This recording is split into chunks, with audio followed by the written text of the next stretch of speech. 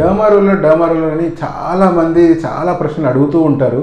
ఇది ఎలా వాడాలి, వాడొచ్చా, వాడకూడదా, ఏమైనా ఉపయోగం ఉంటుందా, మేము సొంతంగా వాడుకోవచ్చా, లేకపోతే ఇది ఓన్లీ స్పెషలిస్ట్ డాక్టర్తోనే చేయించుకోవాలా, లేదా స్పెషల్లీ ట్రైన్డ్ డాక్టర్తోనే చేసుకోవాలా, అసలు ఇది ఎలా వాడాలి, ఇలా చాలాసార్లు చాలా రకాల క్వశ్చన్స్ మీరు అడుగుతూనే ఉన్నారు. సో దాని గురించి కొంచెం బ్రీఫ్ ఐడియా మీకు ఇద్దాము అని అనిపించింది. డర్మా రోలర్ గురించి చాలా విషయాలు నేను ఇంతకుముందు కూడా చెప్పాను. సో దాని గురించి డిస్క్రిప్షన్లో లింక్లో ఆ వీడియోస్ మీకు షేర్ చేస్తాను, తప్పకుండా అవి చూడండి. బట్ ఈరోజు అయితే డర్మా రోలర్ ఓపెన్ చేసి చూపిస్తాను అసలు ఏంటి డర్మా రోలర్, దాన్ని స్పెషలిస్ట్కి ఏది అండ్ పర్సనల్ యూజ్ అయితే ఏది వాడాలి. సో ఇది డర్మా రోలర్ అనమాట. ఇంతసేపు నేను చెప్పాను కదా డర్మా రోలర్ గురించి. యూజువల్గా ఇలా వస్తుంది.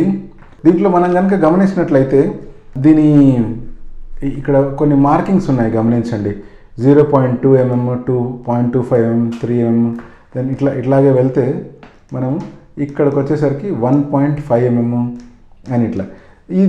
దీని ఇంపార్టెన్స్ ఏంటి అంటే ఇంతవరకు అంటే అట్లీస్ట్ 0.75 mm వరకు పర్సనల్ యూజ్కి వాడుకోవచ్చు. ఇక్కడ పర్సనల్ యూజ్ అని రాసింది. అదే దానికంటే ఎక్కువ ఉంది అంటే స్పెషలిస్ట్ యూజ్ అనమాట. అంటే డాక్టర్ పర్యవేక్షణలో మాత్రమే ఈ డర్మా రోలర్ని మీరు వాడాలి. అంతేకాకుండా ఇప్పుడు ఇక్కడ ఈ మార్కింగ్ ఇచ్చారు అంటే దీని డెప్త్ ఎంత పోతుందంటే 1.5 mm. అదే కనుక ఇదే మార్క్ ఇక్కడ వచ్చింది అనుకోండి, అప్పుడు దాని డెప్త్ వచ్చేసి 3 mm అనమాట. అంటే అది చాలా ఎక్కువ. సో ఇలా డర్మా రోలర్ని చెక్ చేసుకోవడం ఎంతైనా అవసరం. ఇప్పుడు దీన్ని ఓపెన్ చేసి చూద్దాము, సో దట్ మీకు అర్థమవుతుంది దీంట్లో ఏముంటుంది ఏంటి అనేది. దీని మీద ఆల్రెడీ ఇన్స్ట్రక్షన్స్ కొన్ని క్లియర్గా ఇస్తారు. దీన్ని do not share with other person, అనవసరంగా ఎక్కువగా రోల్ చేయొద్దు అని, అండ్ సేఫ్గా ఉంచండి, చిల్డ్రన్స్కి దూరంగా ఉంచండి, దీన్ని స్టెరైల్, ఇది యాక్చువల్లీ ఇది స్టెరైల్దే, దీన్ని స్టెరైల్గా ఉంచాలి. సో ఆ ఇన్స్ట్రక్షన్స్ ఫాలో అయితేనే మీరు పర్సనల్గా దీన్ని వాడాలి, లేకపోతే దీన్ని ఒక స్పెషలిస్ట్ దగ్గర వాడడమే ఎంతైనా మంచిది. దీన్ని ఒకసారి ఓపెన్ చేసి చూద్దాం. రియల్గా కంటే ఇప్పుడు దీన్ని ఎలా రోల్ చేస్తామో ఒక్కసారి నేను చూపిస్తాను అనమాట. ఇప్పుడు దీంట్లోంచి దీన్ని బయటికి తీసుకుంటాను. తీసుకొని మీరు గమనించండి, ఇది హెడ్ అయితే మీ హెడ్ ఇదే అనుకోండి. మనము ఎలా రోల్ చేయాలి అంటే ఎప్పుడు రోల్ చేసుకున్నా కూడా ఈ హెయిర్ ఉండే వైపే రోల్ చేయాలి, అంతే, హెయిర్ డైరెక్షన్లోనే. ఇలా చేసిన తర్వాత మళ్ళీ కనుక మనం వెనక్కి వచ్చామనుకోండి, అది ట్యాంగిల్స్ అయిపోయి హెయిర్ అనేటువంటిది రాలిపోతుంది. సో వెనక్కి రాకూడదు, ఇలా ముందుకే రోల్ చేయాలి. ఈ డైరెక్షన్ ఒకసారి, మళ్ళీ ఈ డైరెక్షన్ ఒకసారి, ఇంకోసారి ఈ డైరెక్షన్ ఒకసారి, మళ్ళీ ఇలా ఒకసారి, మళ్ళీ ఇలా ఒకసారి. చాలా ప్రెషర్ అప్లై చేయకూడదు. అదే స్పెషలిస్ట్ అయితే ప్రెషర్ అప్లై చేయొచ్చు, బట్ మీరు కనుక పర్సనల్ యూజ్ చేస్తున్నారు అంటే దయచేసి ప్రెషర్ అప్లై చేయొద్దండి. ఇలా చేయాలి. ఇంకా వీలైతే హెయిర్ని కొంచెం సెపరేట్ చేసుకోండి. సెపరేట్ చేసుకొని మనకు అవసరం ఉన్న ఏరియాలో ఇలా కిందికి, ఇలా కిందికి. ఇంకా ఒక కుంబ్ హెల్ప్ కనుక తీసుకున్నారంటే ఇంకా మంచిది. ఇప్పుడు చూడండి, ఈ ఏరియా అనుకోండి, ఇలా కిందికి రండి, ఇలా కిందికి, along the direction of hair మాత్రమే దీన్ని వాడాలి. ఇలా వాడితేనే ఉపయోగం ఉంటుంది. సో నేను ఇప్పుడు చూపించిన మెథడ్లో మీరు ఏదైతే చూశారు కదా, నేను ఎలా అయితే రోల్ చేసుకోవాలో చూపించాను.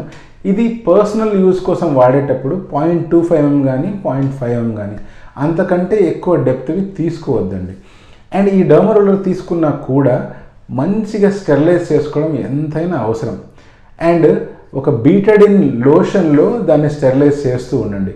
అలా స్టెరిలైజ్ కనుక చేయలేదంటే, పొరపాటున కూడా ఒకరోజు రాత్రి అలా వదిలేశారు అంటే దయచేసి దాన్ని డిస్కార్డ్ చేసేసేయండి.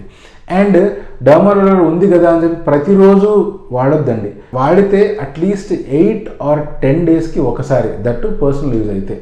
అండ్ చాలామంది నన్ను అడుగుతూ ఉన్నారు, డర్మా రోలర్తో పాటు మినాక్సిల్ వాడొచ్చా అని. ఎస్, మినాక్సిల్ కూడా వాడొచ్చు, కానీ ప్రతిరోజు డర్మా రోలర్ చేసి ప్రతిరోజు మినాక్సిల్ అయితే వాడొద్దండి. ఎందుకంటే స్కాల్ప్ మీద ఫైబ్రోసిస్ వచ్చే అవకాశం ఉంది. అంటే డర్మా రోలర్తో మనం ఏం చేస్తున్నాము, ఒక చిన్నపాటి ఇంజురీ క్రియేట్ చేస్తున్నాం. దాంట్లో మన ఉద్దేశం ఏంటి అంటే, ఎప్పుడైనా మనకు ఇంజురీ అయినప్పుడు ఏం జరుగుతుంది, అక్కడ హీలింగ్ జరుగుతుంది. ఆ హీలింగ్ ఎలా జరుగుతుంది అంటే ఇన్ఫ్లమేటరీ మీడియేటర్స్ అక్కడికి వచ్చేసి ఆ ఏరియాని హీల్ చేసేలా గ్రోత్ హార్మోన్స్ని ప్రొడ్యూస్ చేస్తాయి. మనం ఇప్పుడు అటువంటి రెస్పాన్స్ని ఇవోక్ చేసి ఈ గ్రోత్ హార్మోన్స్ వల్ల హెయిర్ని గ్రో అవ్వాలి అని చూసుకుంటున్నాం. అదే కనుక ఈ స్టిమ్యులస్ మరీ ఎక్కువ అయిపోయింది అనుకోండి, ఆ ఏరియాలో ఫైబ్రస్ టిష్యూ ఫామ్ అయ్యే ఛాన్స్ ఉంది. ఫైబ్రస్ టిష్యూ ఫామ్ అయింది అంటే హెయిర్ గ్రోత్ అనేటువంటిది చాలా కష్టమైపోయి స్కిన్ కూడా థిక్గా మందంగా తయారయ్యే ఛాన్స్ ఉంది. సో అందుకని ఇష్టానికి డర్మా రోలర్ వాడొద్దండి.